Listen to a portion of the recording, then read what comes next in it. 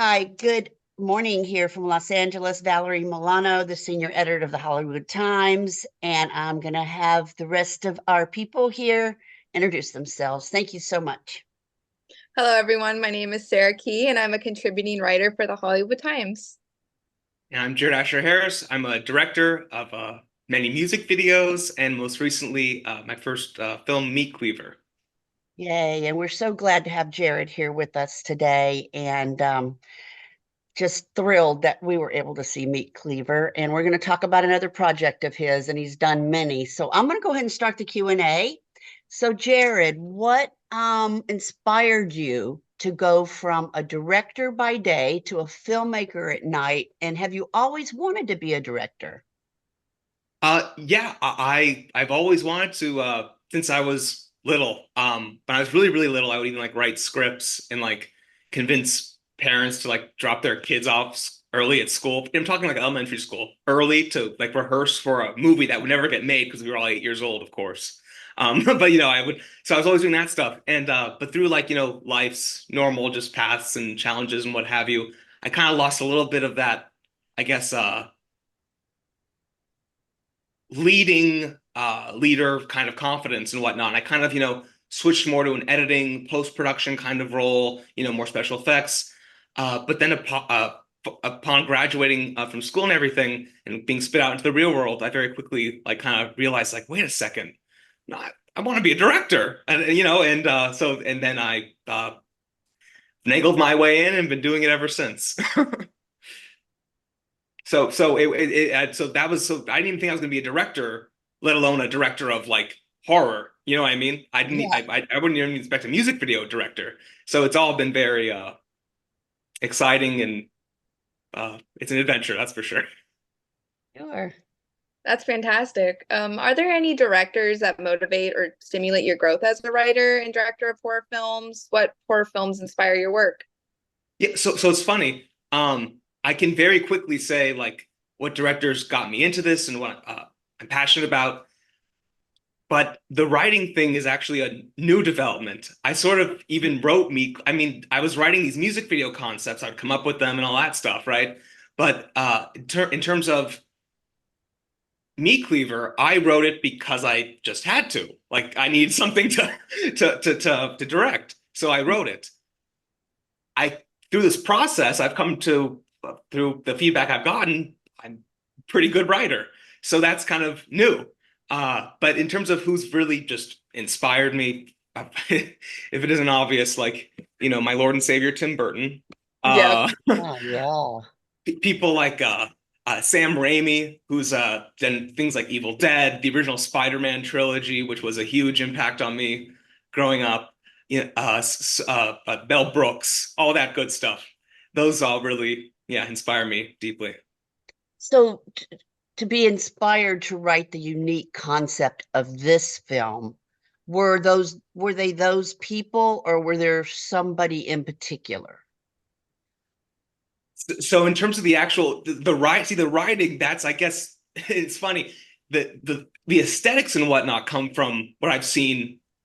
I guess it's all embedded in me growing up, or Tim Burton stuff, or movie musicals, what have you. But in terms of story, I feel like that's very just me. I'm perhaps on a level that's subconscious that I'm unaware of. I'm influenced by things, but because I never fancied myself a writer, I was never purposely jotting down notes like, oh, like that's very interesting how they structured that, or oh, that payoff is very. I was never in that mindset. So this is very organic, and maybe that's why people say it has like you can pinpoint like, oh, it's similar to that, but it kind of has very distinctive or perhaps unique voice, and maybe that's why, because it's kind of just Right. I kind of made the film that just kind of I wanted to make, and that came out of me. So it is what it is. I guess is what is in my head about whether that's a wonderful thing or a terrible thing. I love that. How did you think of using the idea of a meat cleaver as the main plot device for this film? Yeah. So I always love, even with like, so with music videos, especially, you're always thinking I've always been about the spectacle. Through all my life, through work, I want to entertain. That's the big priority. That I've learned I have deeper callings as well, in terms of how I want people to feel and be emotionally impacted. But at the end of the day, I want to entertain. So a big part of that, especially with music videos, when you only have like 3 minutes or so, you got to think of something that's going to be really visually striking, or something that, like, I always like the idea. I've just been recently thinking about this. So any of these thoughts, these aren't long held philosophies or beliefs. I've just established these as of late. But I think I like the idea of making things where people can say, "Oh, have you seen the da da da?" Where there's the da da da. Like, if there's an easy way to say, "Oh, do you see the short film about the girl with the meat cleaver in the head?" And that's a very Right. easy. It's not, "Oh, have you seen the film about there's an office and there's there's two coworkers and they're kind of like they're competing for the new." Like, I like it when it's a little more in its name and in its imagery. There's like built-in branding in some ways. It's it has that kind of visual side. So in terms of the ethos there going forward with that, but with the meat cleaver specifically, I just started writing, messing around with this idea of someone being in a room not knowing where they are, and then the line specifically, "I don't know how to tell you this, but there's a meat cleaver in your head." And then I didn't have even the characters fleshed out or where, what, and I just wrote the rest of the film kind of around that line. So, and I kind of liked it. I was like, I looked it up. There was no other film that's called just Meat Cleaver. So I'm like, okay, I'll steal that. I'll snag that while I can. And I think it makes people curious, especially when they see stills from it and how pretty it is. Why, like Meat Cleaver? I was not expecting a movie called Meat Cleaver to look so pretty. Right. So yeah. So, what was the process in picking your cast and the settings and the characters to Yeah. complete the project? It's fat, and a lot of these questions. I'm new to all this. If it isn't, hopefully I come off like a distinguished veteran of this whole thing. But even being asked these questions, so a lot of this I'm going to be thinking of. I did my first interview like ever being recorded yesterday. So this is like, so Oh, this is my, I mean, aside from oh, like maybe a really? school newspaper or something, you know what I'm saying? This is my first real, especially talking about my directing work. Uh, You're doing great. so thank you. So in terms of what inspired the specific characters, I think obviously the story. Well, one thing I was saying even the other day was that, all characters are a little bit of you, and it's kind of fun. I think I like creating characters, coming up with concepts where there's very clear, distinctive personalities at play. Uh, so, and it's interesting. I love in general, even just analyzing, how people in general interact with each other. So I think it's very exciting to see someone who, like, G, up in heaven, is very like chill and very collected. There's a joke where that becomes not the case for a moment, which is for comedic effect. But very controlled, very every word is very eloquent, whatever. And then we have Wendy, who's like all anxious and scared and whatever and whatever, whatever. And then in hell, like, we have the devil, who's very knows what's happening, direct, saying it, and very like irritated, like, let's get the show on the road. And this other guy who's like bumbling, kind of slow, not really fully understanding what's happening, like asking, like not getting the point. So I think it's funny watching. Just, I think I'm into visual contrast. I'm into lighting, even like, contrast. I'm also into, though, personality and like interpersonal contrast as well. I think contrast at the end of the day, or even to use the dreaded term, juxtaposition. This beautiful, woman with, porcelain skin, red hair, a beautiful blue dress, very prim and proper, within a meat cleaver in the head. There's just something so. These two with a clean marble floor and white walls. There's something about this shouldn't be, and I think that's what's from the get-go. Even if you have the sound off, you're kind of like, what's going on here? So I think that might be what inspires the characters. What will all of the above?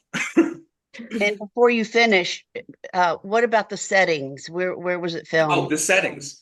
So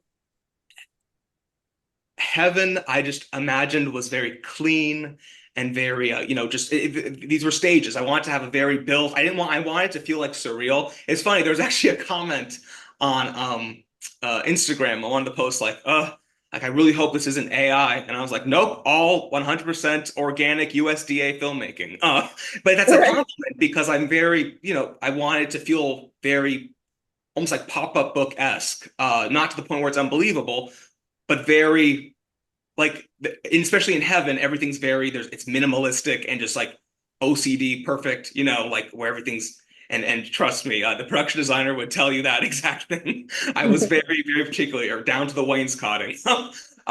But the in Hell though, I was like, that should just be, and oh, and I was also in Heaven very conscious that how everyone's skin looked, everything being perfect and what have you. But then Hell, it's like, let's make it a mess. I was like, there should be ramen noodles spilled out on the desk. There should be papers everywhere. There's even a filing cabinet with different like levels of like terrible, like horrible acts you can commit that didn't make it on camera, but like, it was like saying all the different crime, like, I was like, just like clutter it, fill it. It's a mess. It's dirty. It's whatever. So I wanted to just have this really, so again, see, okay, at least I'm consistent. The contrast, between these two settings even, totally clean, totally dirty and disgusting. Yeah, I think that was the main, how do we make that? And there's nothing better than like stark white, you know what I mean? And like grimy, what's the word? There's a genre of film I'm blanking on, grindhouse, like in grindhouse motel aesthetic. There's something very, you have this Wes Anderson Heaven and this grindhouse Hell. So I think, yeah, that was kind of the motivation behind that. Thank you. I love that. It was definitely very artistic and creative, and that's kind of what drew me to it. I really appreciate that.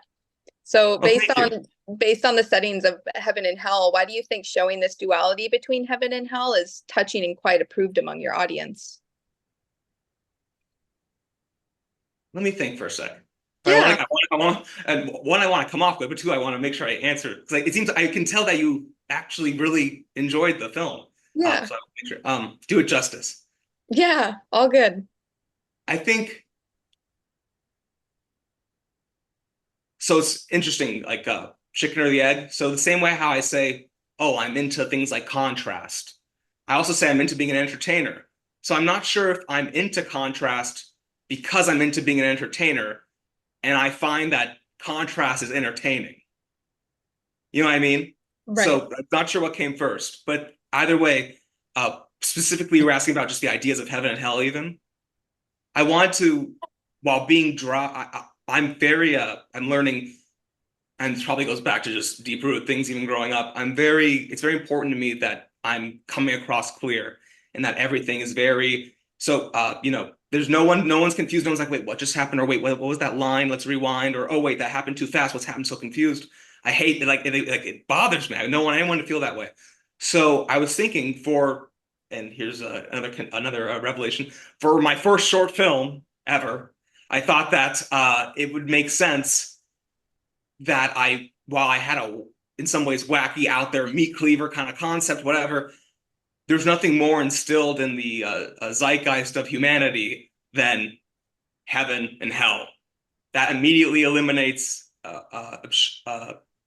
eschews any possible confusion over, even though it's a slow reveal, just kind of where you are, what's happening, what's good and what's bad. That way I had that kind of already squared away and then could focus on, now I can do all the weird stuff because that confusion has kind of been eliminated. Yeah. So it wasn't because I was dying, no pun intended, to explore Heaven and Hell. But if I were to give it an answer, it would be that. I was like, okay, I have this stability and this already built into everyone's DNA, which allows me to then get really like playful with how things unfold. I want to touch on a little bit of the Hozier video. And it's called All Things End. And I know our audience might get a little confused because I'm going to go into this question, but they need to watch that video as well. So based on learning the devastating news about your grandmother and then in turn receiving praise for All Things End, do you believe that this film can also be healing in others who may have experienced similar troubles in their life? Yeah, so with the Hozier video,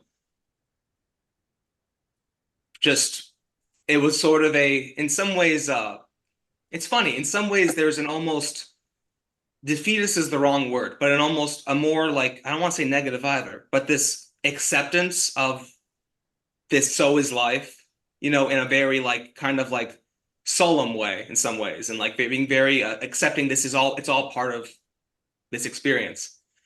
I think in some ways, Meat Cleaver does the same thing in the sense of the character Wendy, who I very much identify with, because growing up, I was saying this to someone the other day, I feel like I was growing up with a meat cleaver in my head and no one was helping me. You know what I mean? I was like, hello, like, you know, like, so, like what's going on? And everyone's very, you know, just like, gee, very calm, very whatever. I'm like, why is there such like, I have hello, you know?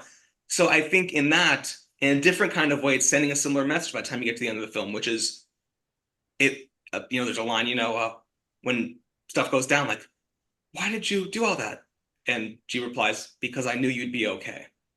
You know, and that kind of, so in a totally different kind of voice than the Hozier video, a similar message of this is all part of it. It will all be okay. It's for two very different ways of making that point, but I do think that sort of underlying thought drives a lot of my work. I love that. Do you believe that this film shares similar concepts and themes to All Things End? Yes, but I think both stand on their own. I think it's important, like so with Hozier specifically, listening to that, and I love talking about that project. It's definitely one of, if not the favorite video that I've done. In large part because you have it, definitely the biggest artist that had, you know, and team that had popped to my inbox, you know, up to that point. And yet there was such, and maybe it's for that very reason, there was such openness. It was like, we want, and the reason it was even like, I was on the CC of, or whatever you want to call it, of the list of people who were asked to pitch something, is because I guess I've made somewhat of a reputation of doing things that are a bit outside of the box. So the prompt, all the information I got is, we have this song. It's written like a very kind of love song. It comes across like that, or a heartbreak song. Andrew Hozier does not want that. We want something different. Have at it. And that week, coincidentally, I had learned, I'm always smiling because it's terrible, but it's just the timing is unreal. My grandmother, who's now made a full recovery, surgery was, it was like miraculous. See, so which further, I'm skipping ahead a bit, but which further serves, I guess, the message of what the stuff I make is supposed to tell. But I got word that she was diagnosed with I'll get my stages messed up, but it was the stage you don't want to be in before. It's the one before, it's like, okay, there's no hope, but it was the stage before that one. Colon cancer. Wow. And just like I say, the contrast of the same week I'm learning about that, learning about my grandmother, who is my hero. And so like anything I do, like, you know, a lot of directing, a lot of business involved. I learned all of that a lot, well, a large amount of it from her. So, and I love her, and she was one of the first people to believe in me, et cetera, et cetera. So at the same time, the possibility of losing that at the same time being presented with the possibility of gaining this, I was just in whatever headspace, and I just wrote this music video where, even though it sounds counter, you know, music videos a lot of time are a marketing tool, and it's not really usually sound to, in a very serious and dramatic way, kill the fuck, excuse me, Yeah. kill. Yeah. Kill.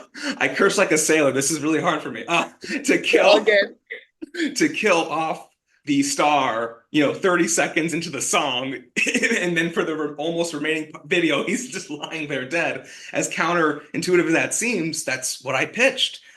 Everything from the black and white, the dancing, the face. I had all the references in the thing. I imagined, for some reason, just it was really cool. Like, you know, you see these dance performances where people are like wearing masks in different cultures and what have you. And I thought, whoa, wait, like, well, a medical surgery, you know, a mask like that is very, I feel like that'd be a really striking image. Even the like gospel choir transformation at the end, the nurses, their hospital gowns turn into gospel style like robes. And even that, I remember just even asking the costume designer, hey, I sent a reference, can we do this? And she was like, yeah. I'm like, okay. Like, it just kind of all, I guess because of the headspace I was in, came out of me. And Hozier and his team, the powers that be, they loved it. And maybe it was because it was very authentic. I say it was I think another reason I loved it so much is it was an idea where I did not censor myself at all, and that was the most authentically me. So it was very validating that that idea is the one that got me my biggest video. And that kind of would then, and then we can keep staying on the Hozier video, but just with the meat cleaver thing. And that's why I was inspired. I'm like, you know what? I think I've proven to myself I can do this, and I make meat cleaver. But please, back to you. Well, regarding meat cleaver, what was the biggest challenge that you faced in the process of completing the film? In writing it, this is all like everything we do in life. This is all kind of a test, right? Even though it's showtime for all of us, it's kind of like a test. I was always kind of silly or quirky or what have you, even just growing up, and it may have been in a very different way, but I've always kind of, but me being funny has always been hit or miss. There have been people in my life who said, "Oh, you should do stand, you should do whatever," and I've been like, "Oh, no, no, no." So in writing this and wanting to so badly stay true to like my sense of humor, but at the same time making it something that like is just funny to hopefully the average person walking down the street who isn't like insane like I am. I want to be very clear. When I was saying average person, I didn't mean people who aren't as smart as me. I meant people who are, probably much healthier than me. I want to make sure, I want to make sure that the humor was still palatable. So I think the writing, which they always say is the really, screenplays king, whatever the expression is. So really writing down and being like, what's really necessary? Because this originally was so much longer. The producer, Katie Ann Moy, was like, cut just as much as you can. Cut, cut, cut, cut, cut. So I think determining, and then after you cut all that stuff, you start thinking, what's even the point of this? So kind of figuring out like, what is the film? What do I want to tell? What do I want people to take away? And I don't even know if I ever even got an answer to that, but I ended up going with this, and people seem to like it. Oh, absolutely. And going back to what you said about being true to yourself, that is one of the most important things in filmmaking and writing. So, yeah, it goes very far. And what I might add is like, that's, I think, a big thing too, driving me in my pursuit of all this. Growing up, I felt like I really was like hiding and ashamed of like who I was, and shouldn't have been. I was a sweet kid, but so it's a very big thing to me now that I want to be me. I want my work, like not in a like abrasive, like get out of my way, but just kind of in a, I don't want to be anyone but myself. Like if I'm going to do this, I'm going to, so that's the other thing I'm trying to find, I want to entertain on the biggest scale possible, but at the same time sometimes I really enjoy doing these out of the box things. So it's kind of fun to find that voice, what's going to entertain while still checking out that box of being authentic. Because I think that's like audience, like interest in general, or just with things in general. I think whether it's because it's like a subconscious thing, some sense we have as humans. When we look at something, we can tell whether we don't know what it is, but something about it isn't right. And a lot of times I think it's because it wasn't authentic. It was trying to be profound. It was trying really, really hard to be funny. It was trying to really cram in some sort of commentary or really just scare for the sake of scaring. Right. I want to just be authentic. That's really important to me. Oh, definitely, for sure. And based on the success of Meat Cleaver so far, do you see yourself continuing to make short films in the future, or would you like to expand into feature-length films? Yeah, well, the dream, of course, features would be, I found that's what I want to do. I love the process. I love working with people. I love being able to make stuff that's like out there and crazy and whatever, but at the same time with I feel like a lot of times a very blue collar approach to things where it's very practical. I don't get too heady about it. I'm not like, no, my vision, you know what I mean? It's more like, I want to have that, but like, I love the idea of creating these things but they're very like regularly made with fun people who don't take themselves too seriously. That really excites me. So I kind of went on a sidetrack there, but yes, of course, feature films I would love. And more so even, which was shocking to me, I kind of discovered this, horror. I really think that's going to be a world where, and I was such an anxious kid growing up, horror did not really, I've always been a Tim Burton fan, but I wouldn't call that horror, more fantasy or fantastical, gothic undertones. But realizing like being so embraced by that kind of community, I think, and I was talking to someone actually who's from like actually a horror publication and actually I can't say anything yet, but Meat Cleaver is going to be actually released. and I can't say any details yet, but the point is, it's been very embraced by horror people. And I think there's room in horror to carve out a place for people, I guess, in this kind of frame. It doesn't have to be just slasher. It doesn't nor does it have to be totally like bash you over the head. Oh, the violence is funny. I think there's another sector of comedy, and like, you know, there are plenty of people doing like dark comedy, but yet this almost like, I was at a party and I was talking describing this to someone. They said, "Oh, it's like sincere camp," you know, like musical. I love stuff like that. I feel like there's a section we can really dive into that I think as a very post-modern kind of like society, we're ready for these like kind of genre mashup films. We've seen the horror, we've seen the comedy, we've seen the whatever. Let's like now mix and remix them. I think there's definitely a space for whatever the hell that I'm making. It's a something, and I think I want to make more of that. So yes, absolutely. I'm already writing another short, and I want to make features. I want to just entertain as many people as possible. I love that. I wish you all the success on your future films. Thank you. Of course. Really how we Valerie, end is there our anything interviews. else you'd like to ask? Yeah, no, that's how we usually end our interviews, is like, what's next? So you kind of answered Right. it. And we cover a lot of horror film festivals.